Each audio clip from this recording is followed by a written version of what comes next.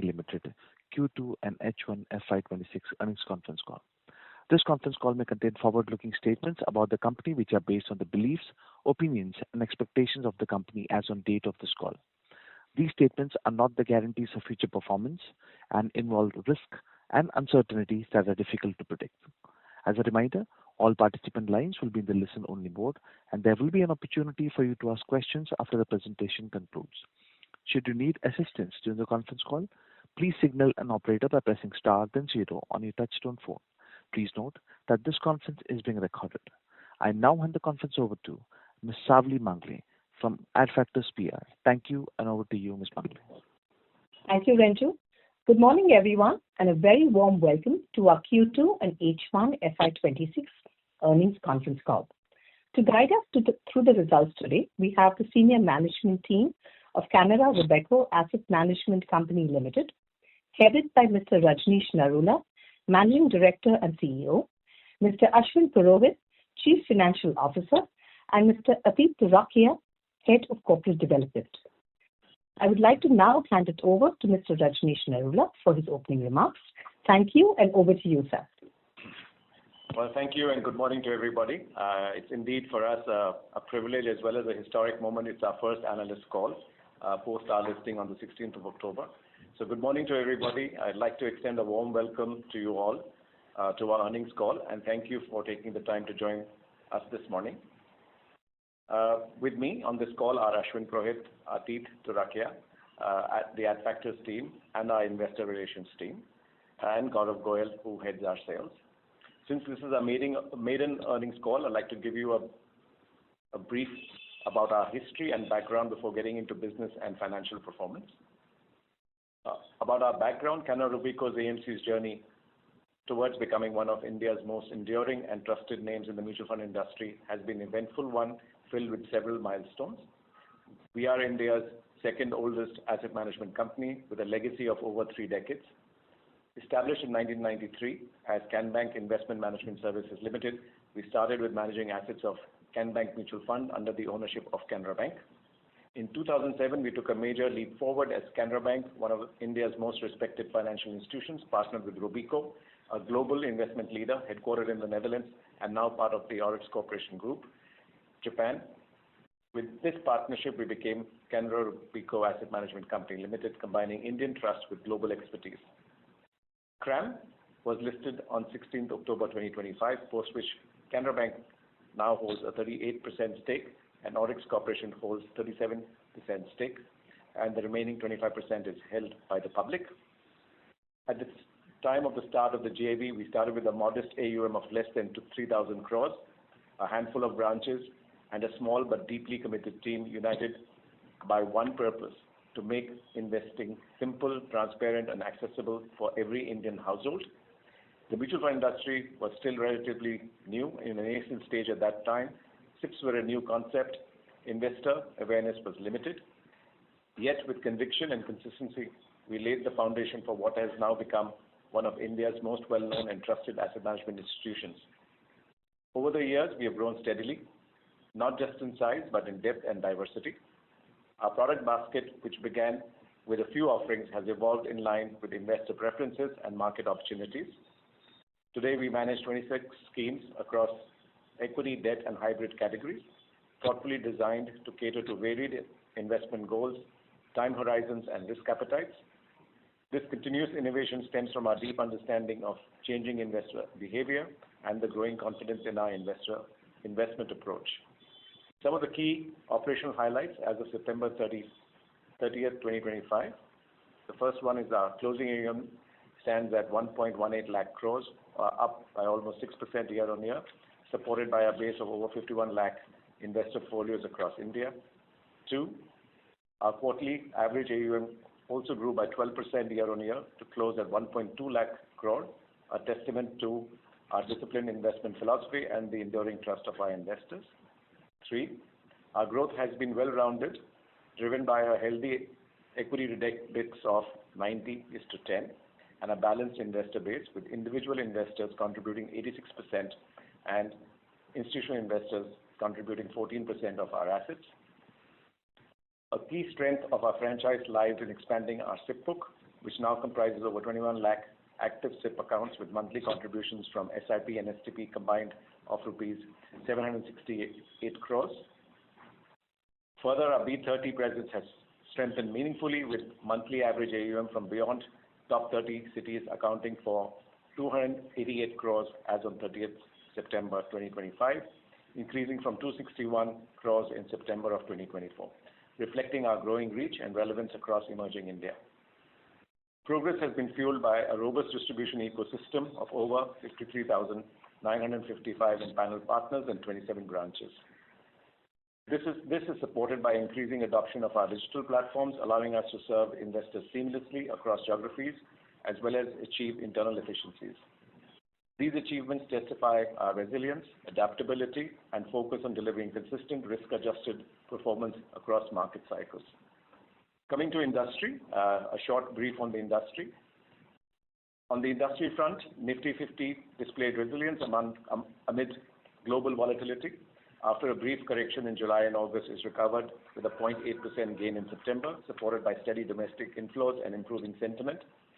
Despite short-term fluctuations, the broader equity market continues to demonstrate strong underlying fundamentals, reflecting confidence in India's long-term growth story.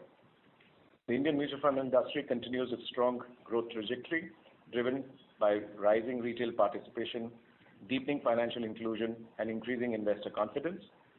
As of 30th September 2025, the industry's average quarterly AUM stood at 77.14 lakh crores, up 16% year-on-year, highlighting the continued shift of household savings towards market-linked investments. The systematic investment plan segment continues to be the cornerstone of industry growth. Monthly SIP flows reached a record of 27,269 crore in June of 2025 and further rose to 29,361 crore in September of 2025, reflecting the increasing discipline and long-term commitment of Indian investors. The industry, as on September 2025, serves over 25.19 crore folios, while B30 cities contribute nearly 19% of monthly average AUM, signaling a steady rise in participation from India's emerging financial centers. These trends reaffirm the growth, maturity, depth, resilience of the Indian mutual fund ecosystem, supported by consistent inflows, rising investor awareness, and confidence in the long-term potential of Indian markets. Financial highlights. Coming to our financial performance, the first half of FY26 reflects our continued focus on sustainable and profitable growth. In H1 FY26, our total revenue stood at 229.3 crore compared to 206.4 crore in H1 FY25, representing a growth of 11% year-on-year. Our operating profit increased to 118 crores from 96 crores last year, driven by higher average AUM and improved operational efficiency. Our profit after tax, which is PAT, for half year stood at 109.7 crore compared to 101.1 crore in the corresponding period last year, marking a robust 9% growth year-on-year. In conclusion, looking ahead, our focus is clear. We want to build scale with stability and performance with purpose. I'm now going to stop here and be ready for any Q&As that you would like to proceed with. Thank you. We will now begin the question and answer session. Anyone who wishes to ask a question may press star and one on your touchtone telephone. If you wish to remove yourself from the question queue, you may press star and two. Participants are requested to use handsets while asking a question. Ladies and gentlemen, we will wait for a moment while the question queue assembles. The first question comes from the line of Mohit Mangal with Centrum. Please go ahead. Thanks for the opportunity and congratulations on a successful listing. So, got 2-3 questions. My first question is that, basically Rajnish sir said that, they have an aspiration to grow 30% in the medium term. But if I look at H126 number, the growth seems to be lower at around 10-11% and the equity is in single digits. So what are the strategies in which, the growth could come back to the aspirational levels? Okay, is that the only one question you have? Because you said you had 2-3 questions. Yeah. Okay. So I'll tell everything on together. So second question is that, on the yield front, I assume, we have a bandwidth to increase, right? So we are little on a lower side. So how do you intend to increase that? That's question number two. Question number three, I was actually looking at your investment book, which is around 650 odd crores. So what would be the right number to look in terms of other income, and consequently, what would be the right revenue yields, if you could guide to that? Yeah. So those are my three questions. Okay. Thank you very much. So first of all, thank you for the questions. Let me just get to the yield first. So I'm going to answer your questions in not necessarily in the order that you've mentioned, but basically what to my mind is top of the mind for most people, and perhaps a little, for me, a conceptual ideology that we have regarding yields in our company. So for us in an asset management business, the way we look at yields is quite different from the way you would look at yields in a manufacturing firm. So let me just give you an example. So take, for instance, a phone. Assume you have a Samsung phone. The day Samsung sells that phone to you, the margin on that phone is realized by Samsung. There is no other income that Samsung gets from that phone going forward, and hence that yield or margin becomes important for Samsung, because the only way they can get more revenues is to sell more phones, and for that they need to increase manufacturing capacity. So they don't have the operating leverage. In our case, in the mutual fund industry, when you get a block of business from a distributor, and suppose my margin is 100 rupees on that block of business, I have the potential, if the block of business stays with me on year 2, year 3, year 4, to earn more, which means it's an annuity kind of revenue that I earn. So it's not a one-time revenue I get. So therefore, we're not comparing apples to apples, and hence margins in our business are very different. We'd like to believe that we are comfortable within the range of 30 to 40 bits in terms of margin. That's the range we are comfortable with, because we have an operating leverage. So my fund manager can manage 1,000 crores or 10,000 crores. It's the same cost structure that I have. And therefore, any incremental revenue I get from additional business that we take on board, it goes straight into my PAT. So that's our view on yield. So I hope that's something that, at least from a positioning perspective, you need to understand how we look at margins in the company. In terms of growth, you're absolutely right. Our aspiration is to grow upwards of 20% going forward. That's the aspiration we have. It's also, you need to see a lot of factors that need to come together to make sure that we can realize that. But what's in our hand and control is what we'd like to do. One is to focus on investment performance, because that drives AUM as well. But also, we have new products in the pipeline that support existing products, and therefore we see growth coming from there. There are opportunities to look at new lines of business, but that will happen over time. For the immediate future, it's a couple of new products that we plan to launch going forward.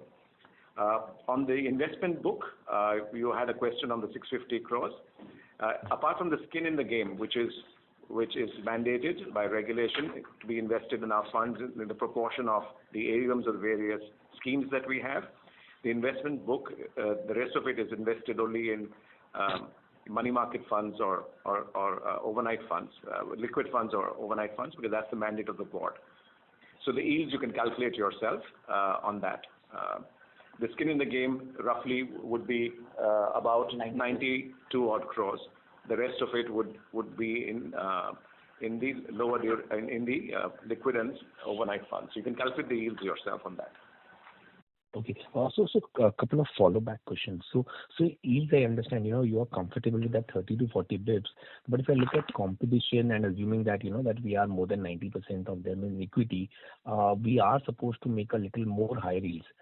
So do you think that will increase? That's question number one. Question number two, in terms of other incomes, if I look basically at your RHP as well, I think the other income, which is basically the MTM on investments, was around 39-40 odd crores. But I think you have kind of restated in the quarter two numbers. So I just wanted to know what would be the right M2M to look at. That's it. Okay, so I'm going to get Ashwin to respond on the question on the investments you have. But coming back on the yield, it is something that I think from an analyst perspective you need to understand. Just for an argument's sake, if suppose my yield is at 40 bips and I have a large distributor that is willing to give me a block of business, which I know will bring my yields down by 2 bips. So from 40 I may come down to 38. The choice I have is either partner with that distributor or let that business go. If I partner with the distributor, I would get a straight addition to my bottom line because my cost structure, I have an operating leverage like I mentioned. And basically, the share price it depends on multiple on PAT, not multiple on yield. So I think this debate on yield needs to be viewed in that context. I'm going to give it to Ashwin to respond to the second part of your question. Hi, good morning. Ashwin here. Yeah. So your question was how you will project the gain on the investments. It will be very difficult because it is a market driven. My investment size is about 94 crore on the scheme in the game. And if you see in the investor presentation, I have a gain in the Q1 of 26, 24 crore, in Q2 of 25, 17 crore. If H1 it is 27 crore, and H1 of 26 and H1 of 25 it is 39 crore. So it will be very difficult to predict because this quarter we have made a gain of about 2 crore only. So it will be a market driven factor.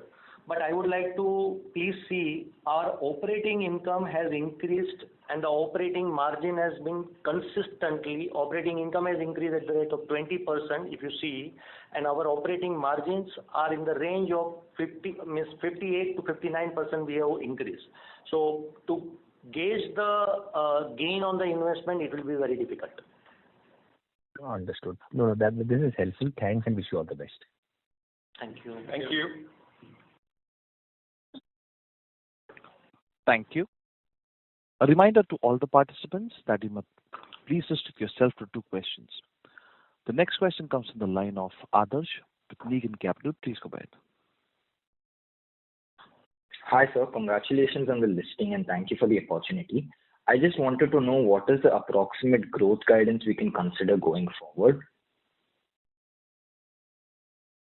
Well, a future-looking statement for me is not in my ambit, but we typically build for a 20% growth in our internal discussions.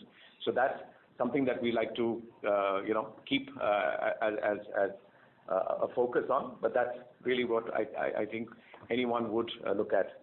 But it's of course subject to markets also performing either staying neutral or growing as well. Okay, thank you, sir. Thank you.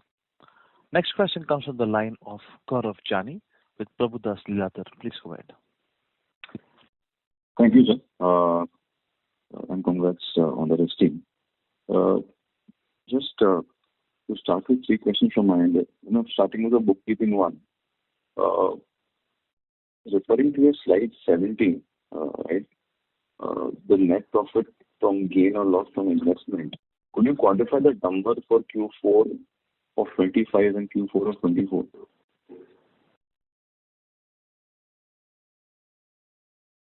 Sorry, sir. Come again, please. Yeah. Referring to slide net gain from... Yeah. Okay, sir. So could you quantify the number for Q4 of 25 and Q4 of 24? Okay. Q4 of 25 and 24, we will come back to you because it is not there in the right now. But give me 5 minutes. I'll come back to you on the figures. Sure. Secondly, sir, we had sort of constructed a ESOP nomination committee. So what are the findings and have we introduced an ESOP scheme and how do we look at ESOP cost going ahead? Okay, so the board of directors has approved an ESOP scheme for staff. It's 2% has been set aside for staff. The initial grant, subject to various approvals that are still needed, will be at the IPO price, the mid-range of the IPO band. That's the price at which the initial grant will be given. Thereafter, the grants will be made at market price. That's what's been approved by the board. Sure. If you can just elaborate on that in terms of how do we look at ESOP costs in FY26 if there would be some, and what would be done in 27? Well, I think the cost would be marginal in FY26. The reason why I'm saying it is because if it is at, the mid-range of the IPO band price. So if you look at the IPO band price was 650, 660, 653, I think it was to 666. So if you look at the price band, 623, sorry. So if you look at the price band, let me just get you the number right. It was from 253 to 266 was the price band. And if you look at the average, it will come to 259.5. So say roughly 260 just for a calculation perspective. So the difference between the market price and the date of the granting of the option, which we don't know which date it will be, so it's forward-looking. So I don't know which date that will be because it's subject to regulatory approvals as well. We need to get stock exchange approval as well as regulatory approvals before we are able to give that. But whatever the stock price would be at that stage, right now you know what the stock price is. So whatever the difference is, and it's going to be marginal because the first allocations that will go out will be not the entire 2%, right? That will be a percentage of that. So I can't give you an exact number, but you can do some modeling based on some of the inputs I've given you. Sure, sir. The last one, at least for now, and probably will come back in the queue for follow-ups, is, the recently released consultation paper by SEBI, right? So the 5 bps that is to be discussed to be done away with for AMCs, we could see a maximum impact because of our equity share. So, how do we kind of look at that? So this is, very rightly said, it's a consultative paper. So it's not yet part of regulation. So it will be perhaps not right on me to comment at this stage. We are working with giving inputs back to the regulator directly as well as through AMFI. And let's see in which direction the proposals that have so far been proposed go. We can only come up with coping strategies once these become guidelines or become a law for us. Sure, sir. Thanks. That's it for now. I'll just come back with follow-ups. Thank you. Thanks, Gaurav. Hi, Gaurav. Please go ahead. Yeah.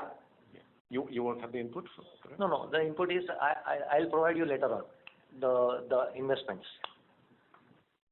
Thank you. The next question comes from the line of Swarnabh Mukherjee with B&K Securities. Please go ahead.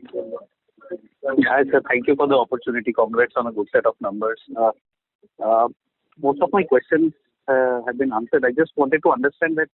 So if I try to calculate your yield X of the treasury income, just on the management fee side, I can see that compared to say 2Q last year, there has been a slight improvement. So I just wanted to understand that what is this? Is this like any kind of commission renegotiation, etc. we have done that is leading to that, or any other lever to this? And also just wanted to understand that if when you kind of renegotiate the trail after say 3-4 years, is there a scope of kind of reducing that trail at that point, or normally you would prefer to continue with a similar kind of a trail? What would be the thought on that? And couple of bookkeeping questions. So although we are significantly on the equity side, but if you could give us a breakup of the yields on equity, debt, and the liquid books, and if you could break up the SIP book, SIP plus STP book between SIP and STP for the 3 quarters where you have reported the number. Okay.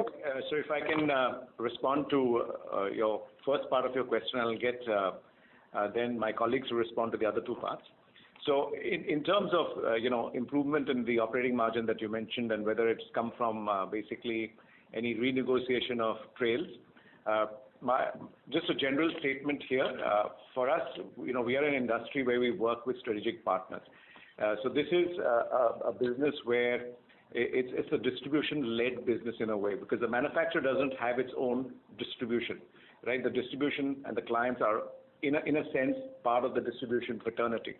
So it's important that they get rewarded for the kind of effort, work, and the risk that they take in doing that business for us as well. So we work with partners, and therefore partners need to be stable over time, and therefore for us that's very important to make sure that whatever we've committed to them is honored.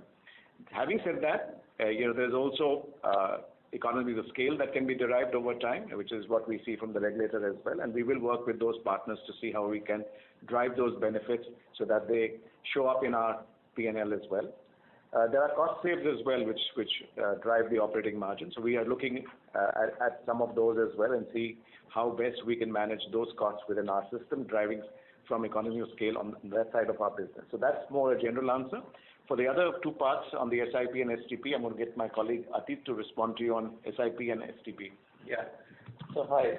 So on the SIP STP front, the general split is in the region of about 90-10, with SIP being around 90% and STP being around 10%. On the blended yield question, for the quarter ended September, the blended yield for equity was somewhere in the region of around 35 bips. For fixed income products, debt-oriented fixed income products was about 28 bips. Liquid and overnight was about 2 bips. And overall, on an overall basis, it was blended at somewhere in the region of about 33 bips. Yeah, this is very helpful. Just one quick follow-up to a previous participant's question. So the skin in the game part, which you mentioned in our investment book, so that is going to be entirely our equity, or would it again be in that 92 crore? It's a 90-10 equity debt mix. Yeah, it would be 90-10 because it has to be, in the proportion of your equity funds, right? So it would be roughly that range. Yeah. Okay. Very helpful, sir. Thank you and all the best. Thank you, sir. Thank you. Thank you. Next question comes from the line of Prayesh Jain with Motilal Oswal Financial Services Limited. Please go ahead. Yeah, hi, good morning, everyone. So just sorry to harp on this question on the yields again. We saw our quarterly AUM increase from 1.1 trillion to almost 1.2 trillion, but we've still seen a revenue decline on a sequential basis, right? Which indicates that the yield has dropped. And so, what could be the reason for that drop in yield? Whether the incremental AUM or incremental flows that have come in is from a particular distributor where the commissions are significantly lower, or what's the kind of impact that's there? And going ahead, as you grow, say, 20% growth rate in terms of AUM, the telescopic structure that kind of kicks in will impact the yields further. So how should you think about your yield basically, going ahead? That's a very good question. So, the good part is that the telescopic structure applies to all AMCs in the industry. So all the listed, there are 5 now, will be equally impacted by telescopic pricing. We are not going to be any different. 2, in terms of yields, when you're talking about whether it's coming from a certain section of distributors where the payouts are higher, you need to understand that the distributor fraternity is divided into groups, and like any business, the more a distributor sells, the better pricing they get in the marketplace. But the good thing is that their pricing is the same irrespective of which AMC they work for. So it's not that distributor will give a preferential pricing to AMC X versus AMC Y. So we all get similar pricing. I think where you're able to get better pricing is in the MFD segment, because those are retail segments and institutional tickets versus retail tickets. In any kind of business, the institutional tickets generally get better pricing. So to answer your question, it's always a call that you take. I mentioned earlier as well. I mean, you please let me know what would you do if you were to get a distributor that's wanting to work with you and is able to give you a certain AUM or flows at a certain price. Will you want to take that business or you don't? Those are strategic and tactical decisions you make at that stage. But given the fact that our business is capital light, it's got an operating leverage, more often than not, most AMCs will actually take that business. Right, I get that, but if you look at the financials, right, our revenue has dropped from 121 crores in Q1 FY26 to 110 crores, right? And in that period, your AUM is actually up almost 10%. So what kind of within this quarter itself, what kind of shows that such a large deviation? We understand about one bit fall here and there. Some bit could come from telescopic, some bit could come from some distributors. This is a very large impact that we've seen sequentially in this quarter. Is there anything else that explains it, or is just the reasons that you mentioned right now? Well, I will get Ashwin to respond to it, but it's more to do with accounting. So please go ahead, Ashwin. If you see the figure of the operating income which has been given in the annexure to that particularly 17 number page, so my operating income has increased at the rate of 17%, 7% from quarter 1 to quarter 2, and on quarter 2 to quarter 2 basis it has increased at the rate of 19%, sir. So if you see the H1 also, So our operating income has increased because of our notional gain on the investment has not been the part of the operating income. That is clearly depicted in the statements. And even in the H2 also, our operating income has increased at the rate of 20.19, sir. So yeah, maybe I can connect separately on this. And the other question is, as an AMC, which other segments you plan to get into? Whether you are looking to get into SIFs and other products categories, which segments you would like to get into? Yeah, so all these options in terms of new business opportunities, whether AIFs, SIFs, Gift City, passives, they're all on the table for us as options. But we continue to focus as of now on the main part of the business, which is mutual funds. So we are unique in that respect. We want to make sure that our attention is not diverted because anything new you start, the focus in the organization tends to get diverted. And we believe that the biggest growth is still coming from the mutual fund space. We want to be focused there. But it does not mean that we don't consider these options on a regular basis, and we won't launch them in sometime in the future. So they're very much on the consideration. This last one feedback on the website, the QAM disclosure is available only until 1Q FY24. It could be great if the website can give us more details or more historical details on the QAM part. That will help us to build more historical numbers into our models. Thank you. Thank you. I will take that feedback on board. Thank you. Thank you. Next question comes on the line of Komal Sharma with Antique Stock Broking. Please go ahead. Hello, sir. Congratulations on the successful listing. I have a couple of questions here. The first one is with respect to the net inflows. So we have seen a quite decline in the QOQ and the YOY. Just wanted to understand, can you throw some color on the part wherein is it due to the redemptions that the company is facing, or that's primarily because of the slowdown in the net inflows? The second question is again on the consultation paper, which SEBI has released. On that, while I understand that it's just a proposal paper, still, do we have, if you can give me some idea on the impact that it could have if it is implemented as it is? The third question is with respect to the operating expense guidance. So currently we see that it's a 10% increase. How do we see that for the entire year? And the fourth question is with respect to the NFOs. Do we have any NFOs planned for the year? That's the question I had. Yeah. So on the net inflows part, firstly, it's not in public domain. We do not share that information, so we'll not be able to provide more clarity on that. However, saying that we would be more or less in line with what the industry is going through. So that's one part of it. On the operating expenses, I'll let Ashwin give a guidance on the operating expenses. Hi. The operating expenses will be more or less on the 12% to the 15% in the range. on the consultation paper that the question was on, like I said earlier, it's a consultation stage at the moment. We will give feedback to the regulator directly as well as through AMFI.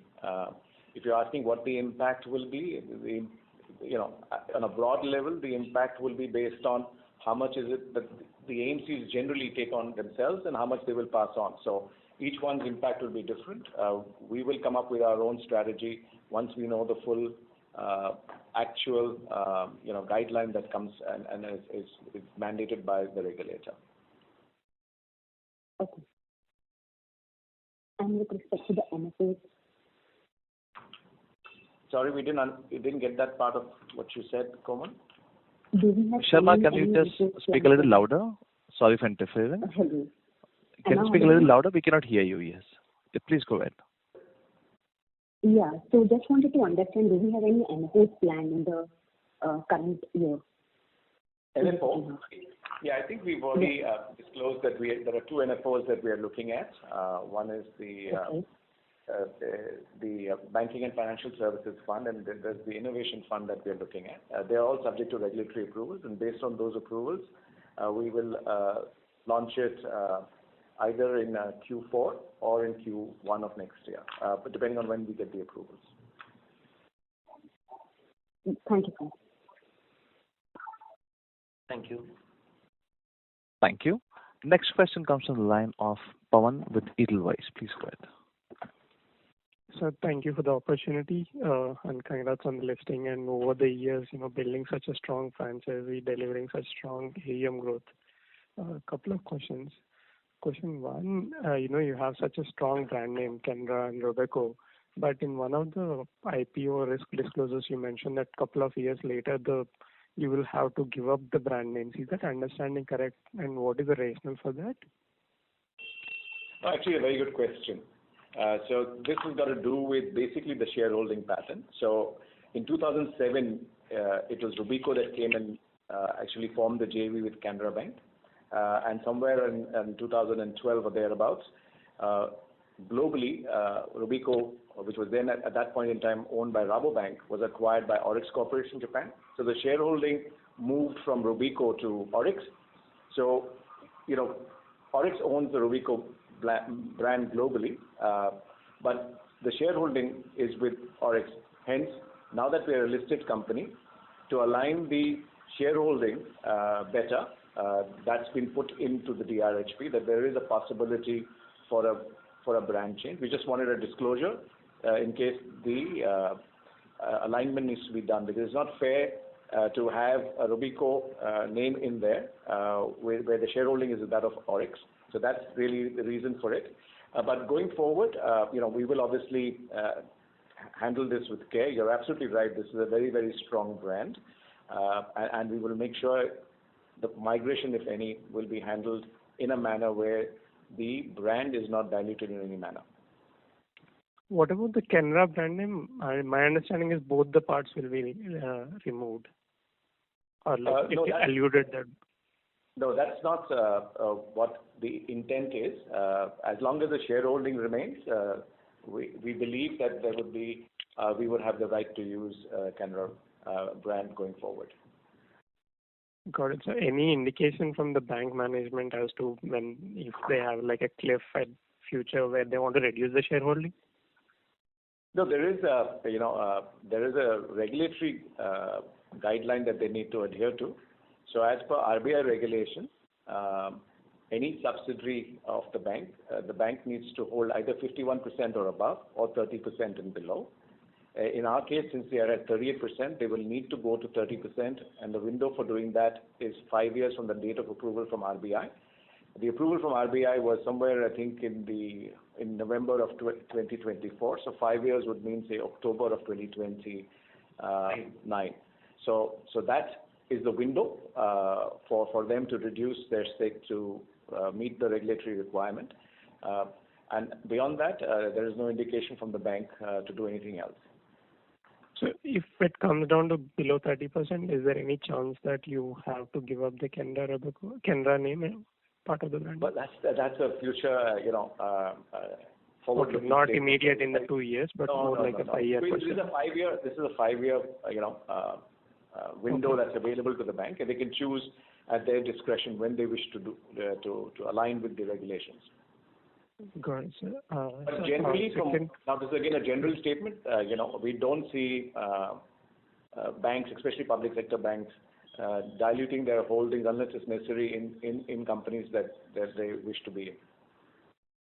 Understood. Thank you so much for this. It's quite helpful detail. Yeah. May I ask one more question? This is about the yields.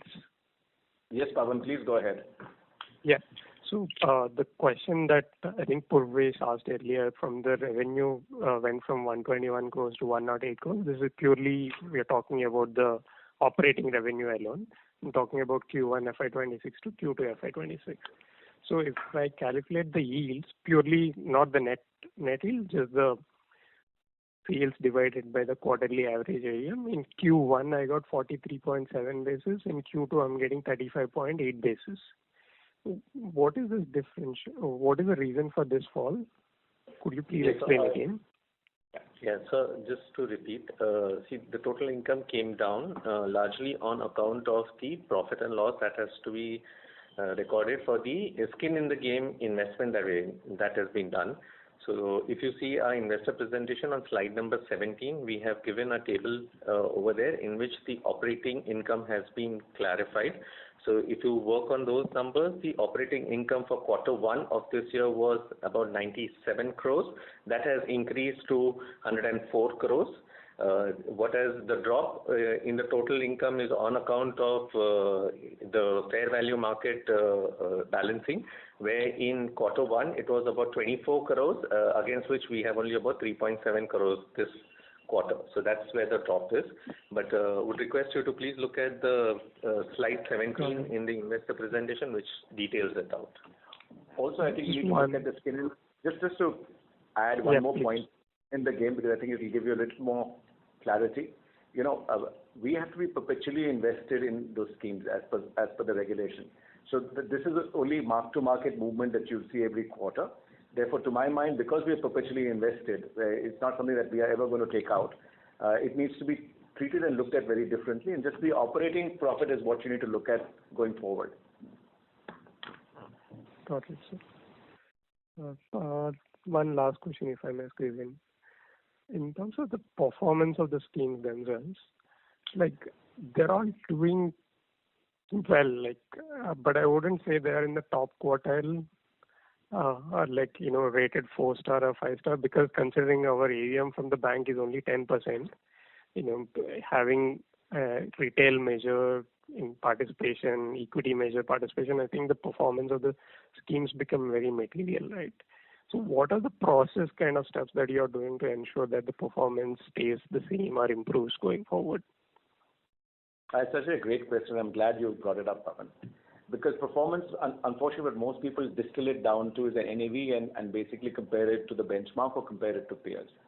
What they don't look at is the risk that you take in those funds while delivering their performance. So, for example, stress testing, which is mandated, not very many people actually look at it and say, in the funds which are critical, like small cap or say mid cap or wherever you think that there could be,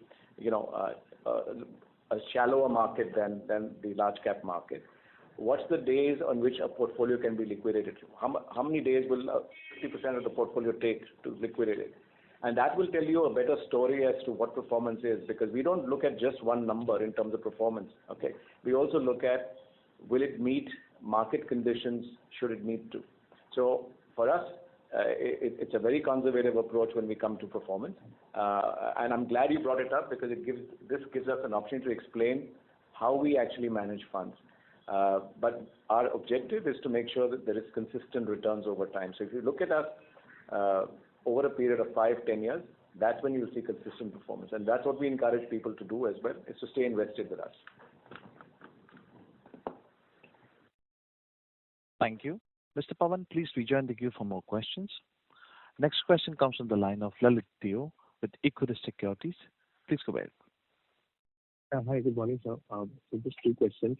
Firstly, like if we calculate, if we split the operating revenue between the mutual fund business and the advisory revenue, so it comes around like that. It looks like that the advisory revenues remain flattish on a sequential basis. Just wanted to understand, like, how should one see this revenue line item going ahead over the next 2 to 3 years?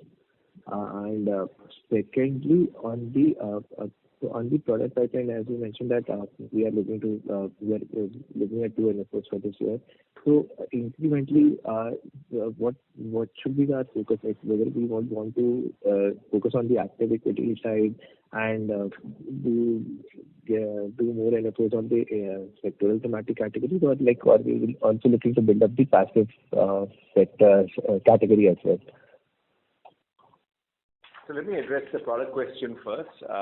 We are an active fund manager, and that's where we believe that alpha generators will get rewarded over time. It's not to say that we may not do passives in the future, but in the near term, we're not looking at passives, if that's the question for us. In terms of products, we continue to look at gaps, if any, that we see, or there is an investor appetite that is building up that we can cater to. And that's something that we always try and fulfill. So that's why you see the two products that we have proposed to launch over the next 3 to 6 months are positioned. Having said that, the second part of your question, I'm going to hand it over to Ashwin. He'll respond to that on the advisory. Yeah. So we have a consistent percentage from the total revenue is the advisory. And the growth will be also the consistent in terms of whatever we have shown. Just to add to what Ashwin is saying, the advisory fee that we have is not in a way material when you compare to the domestic business that we have. So while it is there, but it doesn't form a material part of our operating income. Okay. And so just lastly on the distribution mix. So while we have on an AUM level, we have indicated that around 28% of our AUM is coming from the direct channel. So just wanted to understand on the flow mix as well, in the equity side, what would be a broader mix between the distributors and national NDs direct and the MFD channel? If you could give some color on this. So while the flows data we cannot give, but should be in the more or less in the same share as the AUM data. I mean, you can extrapolate from there. But flows data is not in public domain. We will not be able to share more color on that aspect. Sure. But on the direct side, I think just another input. While we have all the facilities that an ecosystem, digital ecosystem that allows people who want to go direct or come direct to do that. The management fee that is earned by the AMC is the same whether it comes through direct or it comes through a distributor. So that's something important for the analysts to understand. Right.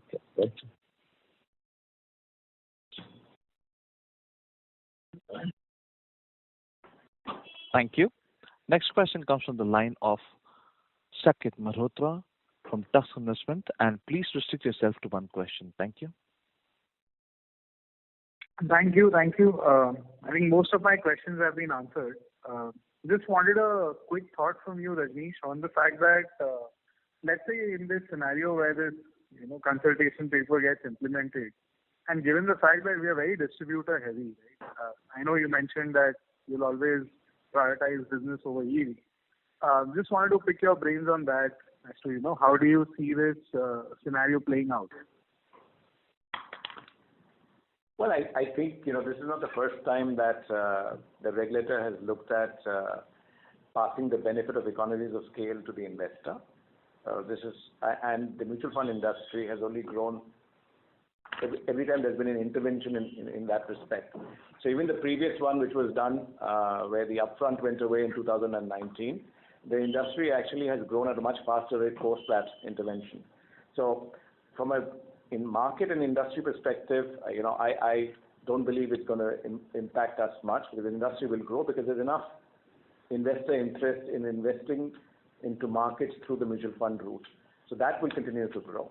And as long as that grows, I think every player will get their fair share, and that fair share will depend on performance as well as the way they service their customers. Thank you. Thank you so much, Rajnish, and wish you all the best. Thank you, sir. Thank you. Next question comes on the line of Umang Gada with Avener Capital. Please go ahead. Hi, thank you for the opportunity and congratulations on the listing. My one question was on the cost to income part, which I see has constantly come down, which is also in line with the AUM growth that we have seen in the last 3 years. But now going forward with our aspirations to grow around 20% in the AUM part, this cost to income should on be a downward trajectory, or should it on be the same level as you expect the expenses to increase? So wanted your view here. And also squeeze in one more small question, that do you expect that the direct share in the overall AUM to increase in the next few years, or it should be remain in the same bracket? Okay. Thank you. Actually, you have asked a very good question. To me, cost to income ratio is very important for our industry. It's one of the metrics that we look at very closely as well. But again, we don't look at it as an absolute number, but a range. So my understanding, given that we have a global shareholder, and they tell us that a 50% cost to income ratio for global asset managers is considered good. I believe for India, given the kind of cost structures we have, 40 and below is good. We'd like to be in the range of between 30 and 40. That's the range, because that gives us enough room to invest tactically when we want to invest in those years, and room to bring it down in years where we feel that that's important to do that. So it gives us room to manage our business in a more robust basis. Coming back to direct channel, I expect direct channel to grow only because you have the youngsters coming. They're more comfortable with investing generally through apps, and there have been enough platforms and apps that allow that. So I think I see a younger generation. I see my children investing through apps. I'm still a paper pusher, unfortunately, but I still see the younger generation adapting to newer technologies and ways of investing, which is direct, more easily. So I do expect it to grow, but I think the growth will be, calibrated. Can I ask a follow-up if it's okay? Yeah, please go ahead. Yeah, thank you. Though the reason to ask, obviously the direct share, if the growth expectation is calibrated, the reason to ask was again on the yield part, because a direct share of AUM allows us to earn more yield on the AUM. And obviously we are also distributor heavy. I feel like maybe because of the consultations and you prioritizing business over the yields, I just want to understand the direct share, should that be able to expand our yields, or it should be in the same trajectory? Now that's exactly what I mentioned earlier. Whether the money comes in for any mutual fund, this is for across all AMCs. Whether it comes direct or through a distributor, the management fee or the yield does not change. The difference goes to the investor. The difference in the NAV is the investor that gets the benefit. It is not an AMC. So it doesn't really matter from a fee perspective. Thank you. Mr. Gada, please rejoin the queue for more questions.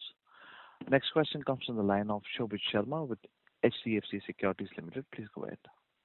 Yeah, hi sir. Thanks for the opportunity. Sir, I have one question on your accounting policy. So your accounting policy suggests that the fair value change account, fair value on the investment is accounted in revenue from operations. This is my understanding. It seems like your policy is slightly different from how your peers account for it. So any possible reason for that? And secondly, on your employee benefit expenses, can you please classify how much is the ESOP cost for the quarter and H1, and how should we think about it going forward?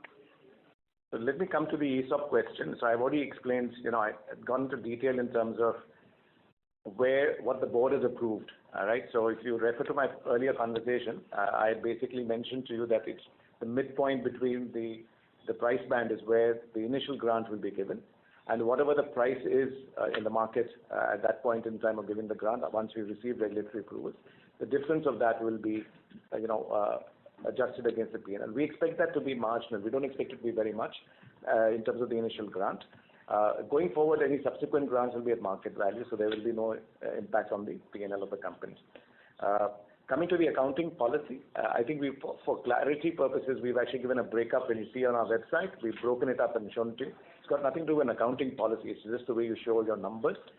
Going forward, we will continue to give you that clarity by breaking those two up, so you have a better visibility on operating income versus mark-to-market gains or losses. Okay, sir. Thank you. Thank you. Ladies and gentlemen, that was the last question for today. We have reached the end of question and answer session. I would now like to hand the conference over to Mr. Rajnish Narula, MD and CEO, for closing comments. Well, first of all, thank you very much for being on the call. It's our first investor call, so thank you for your patience and for your understanding and for supporting our business. Looking ahead, our focus is clear. We want to build scale with stability and performance with purpose. We also want to build this institution that will survive time. We aim to deliver consistent risk-adjusted returns through disciplined fund management while deepening our retail and B30 presence and to strengthen investor reach. At the same time, we continue to broaden our product mix across asset classes, leveraging technology to enhance speed, efficiency, and investor experience. With a strong emphasis on people and culture, we are fostering a future-ready organization built on trust, innovation, and sustainable growth. Together, these priorities position Canara Robeco to create enduring value for our investors and stakeholders.